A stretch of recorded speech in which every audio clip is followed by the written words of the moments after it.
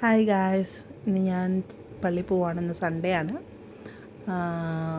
അയർലൻഡിലെ എൻ്റെ വീടിൻ്റെ തൊട്ടടുത്തുള്ള ഒരു പള്ളി പോവാണ്. കാത്തലിക് ചർച്ചാണ്. ഇംഗ്ലീഷ് കുർബാനയാണ്. പിന്നെന്താ, 4 to 5 minutes നടക്കാനേ ഉള്ളൂ കേട്ടോ എനിക്കിവിടുന്ന്. പിന്നെ ഇവിടെ ഇംഗ്ലീഷ് കുർബാനയാണ്. മലയാളം കുർബാന കുറച്ച് ദൂരമുള്ള പള്ളിയിലാണ്. ഇതാണ് ഞാൻ പോണ വഴികൾ. എൻ്റെ വീട്ടിൽ നിന്ന് നടക്കാവുന്ന ദൂരത്തിൽ തൊട്ടടുത്തൊരു പള്ളിയുണ്ട്.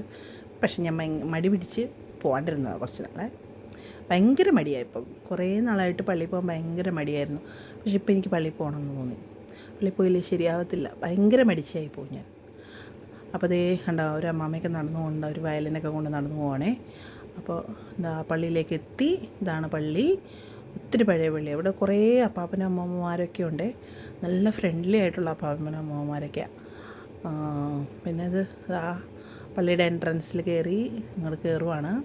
പിന്നെ പണ്ട് അപ്പാപ്പനും അമ്മമാരൊക്കെ പറഞ്ഞിട്ടുണ്ട്, പുതിയൊരു പള്ളിയിൽ ചെല്ലുമ്പോൾ നമ്മളൊരു 3 വിശ്വസ് പറയുവാണെങ്കിൽ നമുക്കത് ദൈവം നിവർത്തിച്ച് തരും, അതായത് കിട്ടും എന്നൊക്കെ പറഞ്ഞ്.